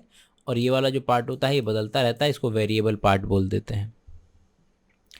सेल मीडिएटेड इम्यूनिटी पे आ जाइए ज़रा, कि सेल मीडिएटेड इम्यूनिटी के बारे में क्या बता रहा है भाई। टी लिम्फोसाइट हो भाई, हमारे शरीर के अंदर में सेल से जो हमारी इम्यूनिटी मेंटेन होती है, कौन क्या है कि 3 है हमारे। WBC है एक न्यूट्रोफिल, वो भी जो है खा लेती है बैक्टीरिया को, मैक्रोफेज भी खा लेती है, और टी लिम्फोसाइट भी खा लेती हैं। तो ये तीनों मिलकर के हमारे शरीर के सेल मीडिएटेड इम्यूनिटी को मेंटेन किए हुए हैं। ये लोग जो हैं जब खा रहे होते हैं बैक्टीरिया को, तो कुछ केमिकल छोड़ देते हैं, और वो केमिकल को बोलते हैं साइटोकाइनिन, और साइटोकाइनिन से पता चलता है बगल वाले मैक्रोफेज या बगल वाले न्यूट्रोफिल को, तो वो भी वहाँ भाग करके पहुँच जाता है कि हम भी खाएंगे। जब आप ट्रांसप्लांट करते हैं एक व्यक्ति से दूसरे व्यक्ति में, दिल, आँखें, लिवर, ये सब चीज़ें, तो ट्रांसप्लांट जो है वो रिजेक्ट हो जाते हैं। और वो रिजेक्ट इसलिए हो जाते हैं क्योंकि एक व्यक्ति का इम्यून सिस्टम दूसरे व्यक्ति के इम्यून सिस्टम से अलग होता है। एक व्यक्ति का जो इम्यून सिस्टम है दूसरे व्यक्ति की टिश्यू को पहचान लेगा कि ये बाहर वाले का टिश्यू है, और उसको खा के ख़त्म कर देगा। इसलिए हमें टिश्यू मैचिंग करनी पड़ती है, ब्लड ग्रुप मैच करना पड़ता है, और ट्रांसप्लांट होने के बाद इम्यूनो सप्रेसेंट ड्रग भी लेनी पड़ती है कि इम्यून सिस्टम इसकी किडनी को ना खा जाए। और यही जो डिफरेंस है कि हमारे शरीर को मालूम है कि हमारा अंग कौन सा है और दूसरा अंग कौन सा है। तो सेल्फ और नॉन सेल्फ का ज्ञान है हमारे शरीर को। एक्टिव और पैसिव इम्यूनिटी की बात कर लेते हैं। अगर आपका शरीर खुद ब खुद मेहनत करके एंटीबॉडी बना रहा है तो एक्टिव इम्यूनिटी, लेकिन उसको अगर बनी बनाई एंटीबॉडी मिल रही है तो वो पैसिव इम्यूनिटी है। एक्टिव इम्यूनिटी चूंकि हमारा शरीर खुद मेहनत करके एंटीबॉडी बनाएगा, तो इसलिए वो धीरे धीरे बनती हैं और थोड़ा टाइम लेती हैं पूरा काम करने में।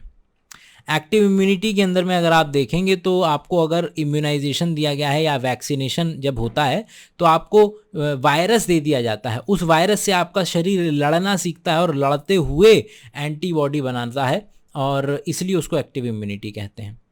एक्टिव इम्यूनिटी का मैकेनिज्म क्या है कि भैया माइक्रोब जो जब शरीर के अंदर में एंट्री लेता है, भाई आपको नॉर्मल कोई डिजीज़ हुई है तब भी आपका एक्टिव इम्यूनिटी बन जाती है, तो उसको कहते हैं। जब आप वैक्सीनेशन लेते हैं तो उसको, क्योंकि हम बना रहे हैं, नेचर में नहीं हो रहा है, तो उसको कहते हैं आर्टिफिशियल एक्टिव इम्यूनिटी। और जब आपका कोई डिजीज़ हो जाए अगर आपको, तो उसकी वजह से आपके शरीर के अंदर में जब एंटीबॉडी बनती है तो उसको कहते हैं natural active immunity. Passive immunity की बात करेंगे भैया, जब बनी बनाई एंटीबॉडी आपको कहीं से मिल जाए तो उसको कहते हैं पैसिव इम्यूनिटी। बहुत ही तेज़ी के साथ काम करता है क्योंकि बनी बनाई एंटीबॉडी आपको जो है मिल जाएंगी, रेडीमेड एंटीबॉडी आपको पैथोजन से। भाई आपको सांप ने काटा, तो सांप ने जब आपको काटा तो आपके पास टाइम तो है नहीं कि आपका शरीर बैठ के एंटीबॉडी बनाए। तो अगर आपको पहले से ही एंटीबॉडी मिल जाए बनी बनाई तो आप बच जाएंगे, जिसको हम एंटी वेनम भी बोलते हैं। तो एंटीबॉडी जो है स्पेसिफिक पैथोजन के खिलाफ होती हैं, हमारे ब्लड स्ट्रीम में डायरेक्टली डाल दी जाती हैं, जहाँ पर वो एंटीबॉडी पैथोजन से लड़ती हैं। और इसीलिए क्या नाम है, क्विक रिस्पॉन्स है, बहुत तेज़ी के साथ ये रिस्पॉन्स आता है। और क्योंकि एंटीबॉडी डायरेक्टली इंजेक्ट की जा रही है तो वो क्विक इम्यून रिस्पॉन्स देता है। इसका एग्जांपल है कोलेस्ट्रम। बच्चे को जो बच्चे के पैदा होने के बाद शुरुआती जो येलो वाला फ्लूइड होता है दूध का, वो जब दिया जाता है लैक्टेशन के वक्त में, तो उसके अंदर में भर भर के IgE एंटीबॉडी हैं, सिक्रीटरी एंटीबॉडी हैं, और ये एंटीबॉडी बच्चे को मिल रही हैं। और जब बच्चा गर्भ में था तब भी प्लासेंटा के थ्रू IgG एंटीबॉडी ट्रैवल कर जाती थी, तब भी उसको एंटीबॉडी या मिल रही थी। इसके अलावा हमने डिस्कस किया कि ये तो है नेचुरल पैसिव इम्यूनिटी, एक आर्टिफिशियल पैसिव इम्यूनिटी भी होती है जिसके अंदर में एंटी वेनम आ जाएगा। वैक्सीनेशन या इम्यूनाइजेशन का प्रिंसिपल किस पे काम करता है कि भैया आपके शरीर में वीकेंड पैथोजन दे दिया जाएगा, और वो आपको डिजीज़ तो कॉज नहीं कर सकता, लेकिन आपका शरीर उससे लड़ना सीखेगा, और जब असल चीज़ आएगी तो फिर उसके लिए वो तैयार रहेगा। तो antibody produced in the body against these antigens would neutralize the pathogenic agent। ठीक है, ओके, कि आपके शरीर के अंदर में आपका शरीर बनाना सीखेगा एंटीबॉडी जो है। वैक्सीन्स हमें हेल्प करती हैं मेमोरी सेल्स को जनरेट करने के लिए, जो अगली बार जब असल चीज़ आएगी तो उसके खिलाफ बहुत कम टाइम में बहुत जल्दी के साथ हम एंटीबॉडीज़ बना देंगे। Recombinant DNA technology antigenic polypeptide of pathogen are produced in, ठीक है। तो ये जो हम बनाते हैं, ये जो एंटीबॉडी बनाते हैं और बेचते हैं, ये बनाते कहाँ हैं असल में? हम बनाते हैं बैक्टीरिया के अंदर में और यीस्ट के अंदर में। और फिर एक बार बना ली तो फिर उसको लार्ज स्केल पे प्रोडक्शन भी किया जा सकता है। और आप जानते हैं कि इंद्रधनुष वैक्सीनेशन का जो प्रोग्राम है वो चल रहा है। एक्टिव इम्यूनाइजेशन और पैसिव इम्यूनाइजेशन। तो स्लो इम्यून रिस्पॉन्स मतलब कि जब आपके शरीर के अंदर में हम क्या कर रहे हैं कि भैया एक्टिव इम्यूनाइजेशन के अंदर में वही सेम बात है कि जब आपका शरीर खुद एंटीबॉडी बना रहा है तो वो एक्टिव इम्यूनाइजेशन है, और जब आपको बनी बनाई एंटीबॉडी दे दी जा रही है तो पैसिव इम्यूनाइजेशन है, जैसे कि स्नेक वेनम में हमने अभी अभी डिस्कस किया। और अगर आपको जब टिटनेस की बनी बनाई एंटीबॉडी दे दी जाती है वो भी आपका पैसिव इम्यूनाइजेशन है, ठीक है। एलर्जी की बात करें तो देखिए कभी कभी हमारे शरीर के अंदर में कुछ चीज़ें घुसती हैं। अब वो चीज़ जो घुसी है वो हो सकता है हमें हार्म करे और हो सकता है हमें हार्म ना करे। अगर वो हमें हार्म करेगी तो उसे कहते हैं पैथोजन, क्योंकि वो हमें डिजीज़ कॉज करेगी। कभी कभी होता है वो चीज़ कुछ नहीं करने वाली है लेकिन हमारा शरीर बौखला जाता है और उसके खिलाफ गोलियां बरसाने लगता है। तो शरीर, मान लीजिए कोई व्यक्ति गया ऐसी जगह पे जहाँ पॉलन ग्रेन बहुत थे, उसने सूंघे, उसके लंग्स में कुछ पॉलन ग्रेन चले गए। अब पॉलन ग्रेन उसके लंग्स में चले गए, कुछ करने वाले हैं नहीं, डस्ट है केवल और पॉलेंस हैं, लेकिन शरीर जो है पगला जाता है और उसके खिलाफ एंटीबॉडीज़ बनाना शुरू कर देता है, खास करके IgE एंटीबॉडी, जिसकी वजह से इम्यून रिस्पॉन्स जनरेट होता है। व्यक्ति की आंखें भर आती हैं, नाक बहने लगती है, लाल लाल हो जाता है, ब्रीदिंग तेज़ हो जाती है। शरीर के अंदर में हिस्टामिन और सेरोटोनिन जैसे केमिकल्स बढ़ जाते हैं क्योंकि मेरे लंग्स के अंदर में मास्ट सेल बैठी हुई है, और ये मास्ट सेल ने देखा कि ये सामने पॉलन ग्रेन बैठा हुआ है और उसको मास्ट सेल को लगा कि यार ये पॉलन ग्रेन ना कुछ करेगा, ये कुछ करेगा, ये कुछ करेगा, इससे पहले कि ये कुछ करे हम ही कुछ कर देते हैं। तो ये मास्ट सेल जो है हिस्टामिन और सेरोटोनिन जो है बना देती है। और इसीलिए हम जब एलर्जी के लिए ड्रग लेते हैं तो उसके अंदर में anti allergic anti histaminic drug होती हैं, स्टेरॉइड्स होते हैं और एड्रेनलिन होती है, जो हमें सिम्टम्स से जल्दी राहत दिला देता है। तो हम ठीक है। तो कुछ लोग हैं जो सेंसिटिव हो सकते हैं एक चीज़ के लिए, कुछ हो सकते हैं सेंसिटिव ना हो। कभी कभी हमारी इम्यून सिस्टम हमारे ही शरीर के खिलाफ काम करना या अगेंस्ट काम करना शुरू कर देता है, पहचान नहीं पाता है कि क्या सेल्फ है और क्या नॉन सेल्फ है, और सेल्फ वाली चीज़ पर ही अटैक कर देता है। इसको ऑटो इम्यून डिजीज़ कहते हैं। इसका सबसे कॉमन एग्जांपल है rheumatoid arthritis, type A diabetes. हमारे शरीर के इम्यून सिस्टम की अगर बात की जाए तो शरीर के अंदर में जो पूरा का पूरा इम्यून सिस्टम है अलग अलग पार्ट में डिवाइड किया गया है। लिम्फॉइड ऑर्गन्स हैं हमारे पास, जैसे टॉन्सिल्स वगैरह। इसके अलावा टिश्यू और सेल्स हैं जैसे कि आपके थाइमस या बोन मैरो। एंटीबॉडी जो कि खुद ब खुद एक सॉल्युबल प्रोटीन है। It recognises the foreign antigen. भाई बॉडी का इम्यून सिस्टम फॉरेन एंटीजन को आइडेंटिफाई करेगा, ठीक है, एलर्जिक रिएक्शन करेगा, auto immune disease, organ transplant, ये सारे के सारे इम्यून सिस्टम का पार्ट है। लिम्फॉइड ऑर्गन की बात करते हैं ज़रा। हमारे शरीर में दो सर्कुलेटरी सिस्टम है, एक है ब्लड सर्कुलेटरी सिस्टम, एक है lymph circulatory system. Lymph circulatory system क्या करता है कि वो चीज़ों को जो टिश्यू फ्लूइड होता है उसे दोबारा से ब्लड के अंदर में डालता है। इसके अलावा जो उसका मेन काम है वो क्या काम है कि आपके जो WBCs हैं उनका पूरे तरीके से सर्कुलेशन बनाए रखना। तो हमारे पास दो तरीके के लिम्फॉइड ऑर्गन होते हैं, प्राइमरी लिम्फॉइड ऑर्गन और secondary lymphoid organ. Primary lymphoid organ के अंदर में बोन मैरो और थाइमस आते हैं, सबसे पुराने यही हैं, और फिर धीरे धीरे नई खोजें हुई और फिर नए नए हॉटस्पॉट मिलते गए जहाँ पर कि आपका प्रोलिफरेशन होगा, मैच्योरेशन होगा, और after maturation the lymphocyte migrate to the secondary lymphoid organ. देखिए बोन मैरो में मेरी बी लिम्फोसाइट बन जाती है या टी लिम्फोसाइट बन जाती है, लेकिन बनने के बाद उन्हें मेच्योर भी होना है, और मेच्योर होने के लिए उन्हें जाना पड़ता है थाइमस में। तो टी सेल जाती है थाइमस में मेच्योर होने के लिए, तो वहाँ पर बस इतना ही है। तो प्राइमरी लिम्फोइड ऑर्गन में बोन मैरो आ जाएगा और थाइमस आ जाएगा। सेकेंडरी लिम्फोइड ऑर्गन की बात करते हैं ज़रा। सेकेंडरी लिम्फोइड ऑर्गन के अंदर में आपका जो लिम्फोसाइट है वो प्रोलिफरेट करता है और बन जाता है इफेक्टर सेल। टी लिम्फोसाइट जब थाइमस में चला जाता है तो वहाँ मेच्योर होता है, और मेच्योर होने के बाद जब वो निकल करके आता है तो जैसे कोई एकेडमी में जाता है तो फिर डॉक्टर बन के निकलेगा तो फिर कोई IAS बन के निकलेगा, तो ये इफेक्टर सेल बन के निकलते हैं। सेकेंडरी लिम्फोइड ऑर्गन में spleen, lymph node, tonsil, pairs, patches. Intestine के अंदर में हमें बहुत ज़्यादा चीज़ें एब्जॉर्ब करनी रहती हैं, तो वहाँ पे इम्यून सिस्टम का होना बड़ा ज़रूरी है। वहाँ के इम्यून सिस्टम को बोलते हैं पेयर्स, पैचेस। लिम्फोइड ऑर्गन के फंक्शन क्या क्या है देख लेते हैं कि भैया microbes provide micro environment for the development, ठीक है। टी लिम्फोसाइट को मैच्योर करेगा। बोन मैरो के अंदर में सारे तरीके की ब्लड सेल बनेंगी। थाइमस के अंदर में आपका जो है जितनी भी टी लिम्फोसाइट हैं वो मैच्योर होती हैं, और इसके अलावा जैसे जैसे ये हम बड़े होते चले जाते हैं इसका साइज़ जो है छोटा होता चला जाता है, इसीलिए बुढ़ापे में ज़्यादा बीमारियां लग सकती हैं।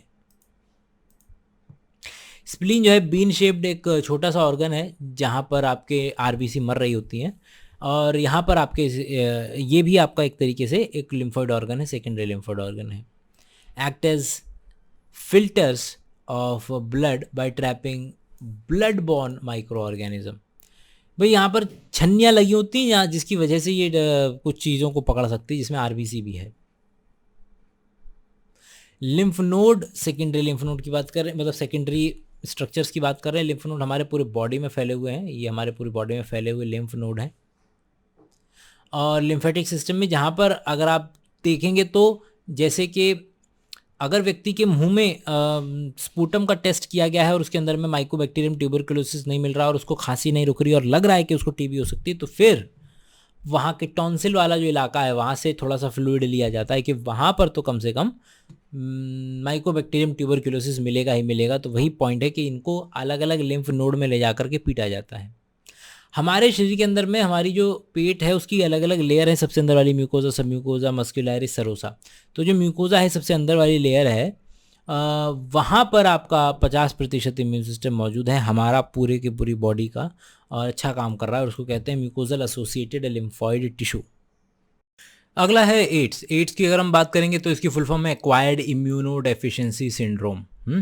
तो हो कह रहा है इसके अंदर में कि भैया ये व्यक्ति डिजीज़ या सिंड्रोम है, syndrome set of symptoms acquired during the life time of an individual indicating that it is not congenital disease. कि भैया एक व्यक्ति जो है अपने जीवन के दौरान लेता है इस वायरस को किसी दूसरे से, पैदाइशी नहीं है ये। और HIV मतलब HIV वायरस से होती है, जिसका फुल फॉर्म है ह्यूमन इम्यूनो डेफिशिएंसी वायरस। और जो इसके सेट ऑफ सिम्टम्स आते हैं उनको कहते हैं एक्वायर्ड इम्यूनो डेफिशिएंसी सिंड्रोम। किसी व्यक्ति के शरीर में जब ये चीज़ है तो वो जो है बड़े समय तक डॉर्मेंट एक्टिविटी में रह सकता है, अपने आप को हो सकता है शो ना करे, और वो हो सकता है कुछ दिन कुछ महीनों के अंदर में भी शो हो जाए, और ऐसा भी हो सकता है कि 10 साल तक शो ना हो। तो बड़ा मुश्किल होता है इसको पकड़ना कि कब आप एक्सपोज हुए थे। पहली दफ़ा 1981 के अंदर में ये नज़र आया था, और तब से लेकर के अब तक 25 मिलियन लोगों से ज़्यादा लोगों की ये जान ले चुका है। इसका स्ट्रक्चर आपको ज़रूर से करना है। देखिए ये जो है इसकी लिपिड की लेयर है, ये जो है ये इसकी लिपिड की लेयर है ये वाली। फिर इसके अंदर में ये इसकी प्रोटीन की लेयर है, कैप्सिड। अंदर 2 RNA के मॉलिक्यूल हैं और 2 रिवर्स ट्रांसक्रिप्टेज के मॉलिक्यूल हैं। इतना तो मिनिमम पता है होना ही चाहिए। सेक्सुअल कॉन्टैक्ट से फैल सकता है HIV का वायरस, या फिर आपके किसी व्यक्ति को ब्लड में है उसका ब्लड आपको चढ़ा दिया जाए। अगर आप ड्रग्स वगैरह करते हैं तो दूसरे की ड्रग शेयर करने से हो सकता है, और माँ से बच्चे को भी फैल सकता है। अगर आप एक से ज़्यादा व्यक्तियों के साथ सेक्स कर रहे हैं और वहाँ पर किसी एक व्यक्ति को है तो सभी व्यक्तियों को हो सकता है। और HIV जो है बच्चे से माँ को भी फैल सकता है, लेकिन उसको बचाया जा सकता है। HIV इन्फेक्शन जो है वो बॉडी फ्लूइड से फैलता है, केवल और केवल फिजिकल टच से नहीं फैलता है, और कुछ महीनों से लेकर के 5 से 10 साल तक का वक्त लग सकता है आपके एड्स को फैलने, मतलब कि उसको अपने से पहले सिम्टम दिखाने के लिए। पूरी की पूरी मैकेनिज़्म क्या है HIV की, तो क्या नाम है उसको डिस्कस कर लेते हैं पहले। तो देखिए होता यूँ है, ये सबसे बढ़िया है समझने के लिए। HIV का वायरस होता है। HIV का वायरस जो होता है उसके सरफेस पे होते हैं GP120 प्रोटीन, हमारी होती है T helper cell. T helper cell को कहते हैं होस्ट सेल। होस्ट सेल के ऊपर होते हैं CD4 नाम के प्रोटीन, ये CD4 प्रोटीन है। अब CD4 प्रोटीन और GP120 प्रोटीन ये दोनों आपस में कंपैटिबल हैं, ये दोनों एक दूसरे को छूते हैं, तो जो वायरस की लिपिड की लेयर है और सेल की लिपिड की लेयर है दोनों आपस में कांटेक्ट में आ जाते हैं और फ्यूज़ हो जाते हैं, और जिसकी वजह से लिपिड लेयर तो फ्यूज़ हो जाती है हमारी सेल की लेयर में, और अंदर से जो प्रोटीन वाला पार्ट होता है वो अंदर आ जाता है। प्रोटीन वाला पार्ट जिसको हम कैप्सिड कहते हैं, कैप्सिड खुल जाता है। कैप्सिड खुलने के बाद उसके अंदर में से 2 आरएनए के मॉलिक्यूल निकलते हैं। अब वायरस जो है वो अपना रिवर्स ट्रांसक्रिप्टेज साथ लेकर के आया है और वो अपने आरएनए को किस में कन्वर्ट कर लेगा, डबल स्ट्रैंडेड डीएनए में कन्वर्ट कर लेगा। डबल स्ट्रैंडेड डीएनए में कन्वर्ट करने के बाद उसको अपने आप को किस में इंसर्ट करना है, ह्यूमन की डीएनए में इंसर्ट करना है, और वो कर भी देता है। उसके लिए भी उसको एंजाइम चाहिए, एंजाइम का नाम है इंटीग्रेज, वो भी वो खुद ब खुद साथ ही लेकर के आता है। जब वो अपने आप को ह्यूमन के टी हेल्पर सेल के डीएनए में इंटीग्रेट कर देता है तो फिर क्या बनवाता है, आरएनए बनवाता है। उस आरएनए से प्रोटीन्स बनवाता है और उन प्रोटीन से दोबारा से वायरस बनवा करके बाहर निकलवा देता है, और इस तरीके से उसकी साइकिल जो है पूरी हो जाती है। और यही चीज़ें यहाँ पर लिखी हुई हैं। सिम्टम की बात करें तो इसके अंदर में चूंकि आपका टी हेल्पर सेल कम होती चली जाती है तो आपका जो सेल्यूलर इम्यून डेफिशिएंसी है वो ख़त्म होती चली जाती है। इम्यून सिस्टम आपका कम होता चला जाता है और आपको छोटी से छोटी चीज़ भी मार सकती है। आपके अब आप टीबी के लिए बहुत ससेप्टेबल हैं, वायरस डिजीज़ जो मतलब एड्स की वजह से नहीं मर रहे हैं आप मर रहे हैं, आपका इम्यून सिस्टम हो चुका है वीक। अब क्या है कि आपके शरीर के अंदर में जो अपॉर्चुनिस्टिक पैथोजन बैठे हुए हैं, अपॉर्चुनिस्टिक पैथोजन मतलब हम सबके लंग्स में माइकोबैक्टीरियम ट्यूबरकुलोसिस बैठा हुआ है, लेकिन हमारा इम्यून सिस्टम इतना अच्छा है कि उसे पंगे नहीं करने दे रहा है। लेकिन भाई जिस व्यक्ति को एड्स है उसका जो इम्यून सिस्टम है वो थोड़ा नीचे चला जाएगा और फिर ये जो माइकोबैक्टीरियम ट्यूबरकुलोसिस है व्यक्ति को मार देगा। और ज़्यादातर लोग एड्स के पेशेंट इंडिया के अंदर में टीबी से मरते हैं। डायग्नोसिस की बात की जाए तो एलाइजा एंजाइम लिंक्ड इम्यूनोसॉर्बेंट ऐसे नाम की टेक्निक होती है जिससे कि आप एलाइजा को डिटेक्ट कर सकते हैं और आप इसे एंट्री रेट्रोवायरल थेरेपी मतलब कि जो वायरस के खिलाफ काम करे ऐसी दवाइयाँ दे करके व्यक्ति को बताया जा सकता है। व्यक्ति का मरना तय है, आप उसकी लाइफ बढ़ा सकते हैं, लेकिन काफ़ी बहुत ज़्यादा लाइफ हमने आजकल बढ़ा दी है। इसको लेकर के एड्स को लेकर के मिसकंसेप्शंस बहुत ज़्यादा हैं, तो प्लीज़ जो भी मिसकंसेप्शन हो वो अपने टीचर के साथ ज़रूर क्लियर कीजिएगा। एड्स का प्रिवेंशन कैसे किया जाता है? देखिए, एक एजुकेशन ही एकमात्र रास्ता है। तो एक नेशनल एड्स कंट्रोल ऑर्गेनाइजेशन है। आपने अक्सर क्रिकेट मैच वगैरह में देखा होगा कि लोग ऐसे गोला करके वो पहन करके आते हैं, ऐसे इसमें है तो नहीं, खैर इस तरीके का होता है। तो एड्स का निशान है और कुछ नॉन गवर्नमेंटल ऑर्गेनाइजेशन है। मेक श्योर करें कि जब आप ब्लड दें तो अच्छी जगह ब्लड दें, ऐसे उल्टी सीधी जगह ब्लड ना दें। सिरिंजेस आपस में एक बार सिरिंज अगर इस्तेमाल हो जाए तो उसको फेंक देना होता है, उसको डिस्कार्ड करना होता है। सेफ सेक्स की प्रैक्टिसेस को फॉलो करें, कॉन्डम का इस्तेमाल करें और HIV से ससेप्टेबल जो लोग हैं उनको किसी भी तरीके से आपको दरकिरार नहीं करना है, जो कि हुआ था एक वक्त पर। और फ्री इन्फेक्शन कि भाई आपका अच्छा कुछ और पढ़ रहा था मैं। Infection with HIV AIDS something that should be hidden since then infection में स्प्रेड, मतलब कि आप जब अगर आपको हो जाता है, आप बताते नहीं हैं लोगों को, तो इस बात का खतरा बढ़ जाता है कि आप भी बहुत लोगों को वो चीज़ फैला देंगे। कैंसर है भाई, जब सेल ग्रोथ कर रही होती है, सेल में ग्रोथ करने का पोटेंशियल और पागलों की तरह जब वो ग्रोथ करने लग जाए तब उसको कहते हैं कैंसर। और सेल का जो गुच्छा होता है उसको कहते हैं ट्यूमर। वो ट्यूमर अगर फैल सकता है, एक जगह से दूसरी जगह जा सकता है, एक टिश्यू से दूसरे टिश्यू में जा सकता है, तो उसको मैलिग्नेंट ट्यूमर कहते हैं, मेटाजेनेसिस बोलते हैं इसको। Consider one major cause of death, मतलब कि अब दुनिया में सबसे बहुत ज़्यादा केसेस हैं कैंसर के। एक जो नॉर्मल सेल है वो बदल जाती है कैंसरस सेल के अंदर में और वो डिवाइड करती चली जाती है बस पागलों की तरह, और इसी को कैंसर कहते हैं। Cancer can be induced by external factors. जितने भी साइंटिस्ट हैं वो सारे के सारे जो रेडियो एक्टिव एटम वगैरह पे काम करते थे वो सारे कैंसर से मरे हैं, रिचर्ड फाइनमैन से लेकर के मैरी क्यूरी तक। विमेंस के अंदर में breast, lung cancer, stomach, cervical और कोलोरेक्टल कैंसर कॉमन है। मेल के अंदर में oesophagus, lungs, stomach, liver, prostate और ये इस तरीके के जो कैंसर है कॉमन है। कैंसर का कॉज क्या हो सकता है? कैंसर का कॉज हो सकता है भाई आपकी एक तो जेनेटिक ससेप्टेबिलिटी हो कि आपके खानदान में चलता हुआ आ रहा हो। उसके अलावा अगर आप एक्सरे से एक्सपोज हो जाएँ, गामा रेज से एक्सपोज हो जाएँ, UV रेडिएशन से एक्सपोज हो जाएँ, या फिर आप जो है तंबाकू खाते हो तो केमिकल से एक्सपोज हो जाएं, अलग ऐसी कंपनी में काम करते हैं जो अलग अलग केमिकल से एक्सपोज हो जाएं जो कार्सिनोजेनिक होते हैं, या आप ऐसे ही बायोलॉजी में रिसर्च कर रहे हो आगे और इथेरियम ब्रोमाइड आपको कोई पिला दे तो फिर आपको मतलब केमिकल से कैंसर हो सकता है। बायोलॉजिकल मतलब कि कुछ वायरसेस होते हैं जो कि जैसे आपको हेपेटाइटिस का वायरस होता है वो आपको लिवर कैंसर कॉज करा सकता है, तो वायरल ऑन्कोजन भी होते हैं। हमारे शरीर के अंदर में कुछ जीन होते हैं, वो इज्जत से काम करते हैं और कभी कभी इज्जत से काम म्यूटेशन उनमें हो जाती है और फिर इज्जत से काम नहीं करते हैं, उसकी वजह से भी नॉर्मल सेल कैंसर सेल में बदल सकती है। ऐसी चीज़ जिसकी जो एजेंट है कैंसर का, जिसकी वजह से कैंसर हो रहा है, उसको कार्सिनोजन बोल देते हैं। एक सेल के बदलने की क्या प्रक्रिया है, क्यों एक सेल जो है क्या कैसे बदल जाती है? तो सेल जो है, सेल ग्रोथ और डिफरेंशिएशन बहुत ही रेगुलेटेड प्रोसेस है, और अगर उसके रेगुलेशन में कोई प्रोटीन काम करता है, अगर वही प्रोटीन ठीक से काम ना करे तो सेल कैंसरस हो जाएगी।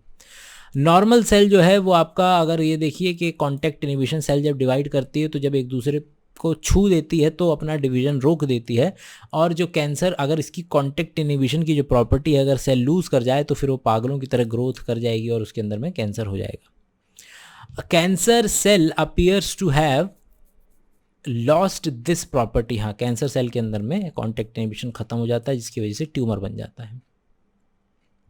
अच्छा भाई, आगे की तरफ चलेंगे। अच्छा, ये तो ठीक है। टाइप ऑफ ट्यूमर दो तरीके के होते हैं, बिनाइन ट्यूमर और मैलिग्नेंट ट्यूमर। अगर एक ही जगह पे है, अपनी ओरिजिनल लोकेशन पे बैठा हुआ है, स्प्रेड नहीं हो रहा है, ज़्यादा डैमेज कॉज नहीं कर रहा है, तो वो मैलिग्नेंट ट्यूमर कहलाता है। लेकिन अगर वो प्रोलिफरेट कर रहा है, न्यूप्लेजिया होता है, अलग तरीके की ग्रोथ जो है शो कर रहा है, जैसा टिश्यू था वैसा ग्रोथ नहीं शो कर रहा है, कुछ अलग सा ही नज़र आ रहा है, बहुत तेज़ी से ग्रो कर रहा है, आसपास के सराउंडिंग्स से टिश्यू उसको डैमेज कर रहा है, बहुत तेज़ी से ग्रो कर रहा है, बाकी आसपास की सेल्स को खाने को नहीं दे रहा है, और एक जगह से एस्केप होकर के दूसरी जगह चला जा रहा है ब्लड के थ्रू, और वहाँ पर जाकर के दोबारा से ट्यूमर कॉज कर दे रहा है, जिसको मेटास्टेसिस कहते हैं। डिटेक्शन कैसे करेंगे भैया? अल्टीमेटली तो आप एमआरआई वगैरह, रेडियोग्राफी, इन सब का इस्तेमाल कर सकते हैं, लेकिन फिर भी अल्टीमेटली एक व्यक्ति वहाँ से टिश्यू को काटेगा, निकालेगा, और उसको लैपटॉप ने माइक्रोस्कोप के नीचे देख करके देखेगा, और वहाँ देख करके बताएगा कि उस व्यक्ति को कैंसरस न्यूप्लास्टिक ग्रोथ है कि नहीं है। तो उसको बायोप्सी कहते हैं। जैसे कोई व्यक्ति मर जाता है, उसको काट के जब खोल के देखते हैं, पोस्टमार्टम का दूसरा नाम होता है ऑटोप्सी, उसी तरीके से टिश्यू को निकाल करके उसको स्टडी करने को बायोप्सी कह देते हैं। इसको स्टेन करके आप हिस्टोपैथोलॉजिकल स्लाइड, हेमाटोजाइलिन, ईओसिन वगैरह से स्टेन करके माइक्रोस्कोप के नीचे देखेंगे। रेडियोग्राफी, आप radiography technique, X-ray, computerised tomography वगैरह से भी कैंसर को डिटेक्ट कर सकते हैं। और एमआरआई, मैग्नेटिक रेजोनेंस इमेजिंग, जो कि नॉन आयनाइजिंग रेडिएशन है, उससे भी आप पता लगा सकते हैं। एंटीबॉडीज़ कैंसर के अगेंस्ट बनाई जाती हैं, कैंसर सेल के अगेंस्ट, कुछ खास तरीके के कैंसर के अगेंस्ट, जो उसके थ्रू भी, एलाइजा के थ्रू कैंसर का पता लगाया जा सकता है। ट्रीटमेंट की अगर बात करें तो सर्जरी की, उसको रिमूव कर दो, वहाँ से निकलवा दो। रेडियोथेरेपी, उसको high beam radiation, high energy radiation से सेल को मरवा दो। और कीमोथेरेपी के अलग अलग तरीके की ड्रग्स जो सेल को डिवाइड नहीं होने देती हैं, उनको दो, और स्पेसिफिकली उस टिश्यू पर ले जा करके देने की कोशिश करो, तो उसको कीमोथेरेपी बोल देते हैं। ट्रीटमेंट के अंदर में ट्यूमर, वहाँ से उसको निकलवा देना। रेडियोथेरेपी के अंदर में उसको प्रॉपर लाइट या प्रॉपर हाई आयनाइजिंग रेडिएशन के अंदर में सेल को मरवाना। कीमोथेरेपी के अंदर में ड्रग्स देना, और उसके अंदर में जाहिर है कि व्यक्ति के बाल उड़ने लगेंगे, व्यक्ति का डाइजेस्टिव सिस्टम खराब रहने लगेगा, क्योंकि हमारे शरीर के अंदर में ऐसी जगह जहाँ पर डिवीज़न तेज़ी से होता है, उस पर कीमोथेरेपी का असर पड़ेगा। इम्यूनोथेरेपी के अंदर में आप अल्फ़ा इंटरफेरॉन, जो कि कैंसर सेल को डिस्ट्रॉय कर सकता है। मतलब कि पॉइंट है कि इम्यूनोथेरेपी भी एक चिड़िया है, जिसके अंदर में हम व्यक्ति के शरीर में से WBC निकालते हैं, उन्हें ट्रेन करते हैं और उसके शरीर में वापस भेज देते हैं, और इस तरीके से इम्यूनोथेरेपी भी दी जाती है। ड्रग्स और अल्कोहल अब्यूज़, कि भैया ड्रग्स आपको इस तरीके से धीरे धीरे ये आपकी हालत कर देगा, इस तरीके से ड्रग्स जो हैं न लें, किसी भी तरीके से ड्रग्स की आदत और हालत बहुत ज़्यादा बुरी हो जाएगी आपकी। ये इस समय पर सबसे one of the important chapter है। लोग माचो बनने के लिए शुरुआत तो कर देते हैं, लेकिन फिर वो छूट नहीं पाएंगे। ठीक है, आगे देखते हैं। Drugs, chemical substances, biological effect. ठीक है, ड्रग्स के अंदर में ओपियोइड, कैनाबिनॉइड और कोका अल्कोलॉइड, और भी चीज़ें होती हैं। हम इन 3 मेन कैटेगरी में डिवाइड करके इन चीज़ों को पढ़ेंगे, किस तरीके से प्रॉपर सेल्फ गाइडेंस और प्रॉपर एजुकेशन के ज़रिए इस चीज़ और डेंजरस बिहेवियर, इन सब से दूर रहा जा सकता है। सबसे पहले ओपियोइड्स। ओपियोइड जो है उसके रिसेप्टर मिलते हैं हमारे सेंट्रल नर्वस सिस्टम में और गट में। इसके एग्जांपल है मॉर्फिन और हीरोइन। और ये पॉपी होता है पेपावर सोम्निफेरम, उसके लेटेक्स से निकाला जा सकता है। वैसे तो पेन किलर के लिए इस्तेमाल किया जाता है। आप जानते हैं कि कैंसर के अंदर में बहुत ज़्यादा पेन होता है, तो मॉर्फिन या मॉर्फिन से बनी या रिलेटेड ड्रग्स का इस्तेमाल सर्जरी के बाद वाला पेन और सिडेटिव और पेन किलर इन सब चीज़ के लिए इस्तेमाल किया जा सकता है। हीरोइन की अगर बात करें, जिसका आम नाम स्मैक है, ये स्ट्रक्चर है इसका जो एनसीईआरटी में दिया हुआ है। वाइट है, बिटर है, ओडरलेस है, क्रिस्टलाइन पाउडर है। और हीरो मॉर्फिन जो होती है उसका अगर आप एसिटाइलेशन कर देंगे तो हीरोइन बन जाएगा। स्नॉटिंग या इंजेक्शन के जरिए लिया जाता है। और डिप्रेसेंट, आपको उछल रहे होंगे तो आपको शांत कर देगा, बॉडी को धीरे कर देता है। अगले हैं कैनाबिनॉइड्स। कैनाबिनॉइड्स के जो रिसेप्टर हैं वो ब्रेन के अंदर में है। और नेचुरल कैनाबिनॉइड्स जो इन्फ्लोरेसेंस ऑफ कैनाबिस सटाइवा से लिया जाता है, इससे बनते हैं marijuana, हशीश, गांजा, चरस, ये सब marijuana बोल देते हैं प्रोनाउंसिएशन में, ठीक है। कॉम्बिनेशन ऑफ फ्लावर के टॉप को निकाल देते हैं अलग अलग चीज़ों से, अलग अलग। जैसे कि आप जानते हैं कि भांग जो इंडिया के अंदर में जो उसका ऊपर वाला जो फूल वाला पोर्शन होता है वो इलीगल है, लेकिन पत्ती वाला पोर्शन इलीगल नहीं है। तो पत्ती वाले पोर्शन से भांग बनाई जाती है। अगर आप ओरल लेते हैं इसको, और आपके कार्डियोवैस्कुलर को अफेक्ट करेगा। कई जो स्पोर्ट्समैन हैं, स्पोर्ट्स पर्सन्स हैं, वो इसको एब्यूज़ करते हुए पाए गए हैं। कोका एल्कोलाइड जो कि एरिथ्रोजाइलिन कोका से आता है, ये आपका इंटरफेयर करता है आपके न्यूरोट्रांसमीटर वाला जो हिस्सा है वहाँ पर, डोपामिन वाली जगह पर। इस सीएनएस को स्टिमुलेट करेगा। बहुत ज़्यादा डोपामिन से आपको यूफोरिया, अतः खुशी आपको मिलेगी, लेकिन वो बहुत जल्दी नीचे चली जाएगी। फिर आपको लत लग जाएगी, आप दोबारा से उसे ढूंढने के लिए निकल जाएंगे। हायर डोजेज़ के अंदर में आपको ऐसी चीज़ें नज़र आ सकती हैं जो आपको नज़र नहीं आनी चाहिए, जो एग्जिस्ट नहीं करती हैं। ऐसी चीज़ें सुनाई दे सकती हैं जो आपको बोल नहीं रहा है। हेलुसिनेशंस, ठीक है, हेलुसिनोजेंस ऐसी चीज़ें जो आपको हेलुसिनेशन करवा दें, जिसके अंदर में एट्रोपा, बेलाडोना और दतूरा की जो स्पीशीज़ हैं वो हेलुसिनोजेनिक हो सकती हैं। ऐसी चीज़ें आपको देखने पे मजबूर कर सकती हैं जो एग्जिस्ट ही नहीं करती हैं। एलएसडी, लाइसर्जेनिक एसिड डाइइथाइलमाइड फंगस से मिलता है। बारबेचुरेट्स, एम्फिटामीन्स, बेंजोडाइज़ेपिन, ये सारी की सारी मेंटल इलनेस और इन सब को ट्रीट करने के लिए काम में आते हैं। ये भी हेलुसिनोजेन हैं, हेलुसिनेशन कॉज कर सकती हैं। टोबैको वगैरह भाई कैसे कैंसर होता है, प्लीज़ दूर रहें इससे। अल्कोहल डिप्रेसेंट की तरह काम करता है, आपके सीएनएस पे जाकर के फ़र्क करेगा, आपके बॉडी का कोऑर्डिनेशन नहीं बचेगा और आपको इसकी लत लग सकती है। सो से नो टू ड्रग्स। क्या है ड्रग? एडोलेसेंस बोलते हैं कि जब 12 से 19 साल की उम्र के अंदर में बच्चे जो हैं बहुत ज़्यादा प्रोन होते हैं इस तरीके के बिहेवियर के लिए। लाइफ चॉइसेस होती हैं जब आपको अपने पीयर ग्रुप में, सोशल लाइफ वगैरह के अंदर में आप जाते हैं, खूब खेलते हैं, कूदते हैं, तो उस वक्त में आपको AIDS, sexual transmitted disease, tobacco consumption, alcohol consumption और ड्रग कंजम्पशन से अपने आप को एजुकेट कराना पड़ेगा।